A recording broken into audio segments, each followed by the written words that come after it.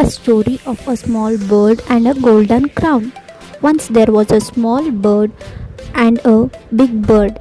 A small bird was singing. The big bird said to the small bird that, "Please do not sing, your voice is not so good." But the small bird started singing daily. One day, King heard the voice of the small bird and was happy. So King awarded the small bird with a crown. The moral of the story is, believe in yourself. Thanks for watching. Do subscribe.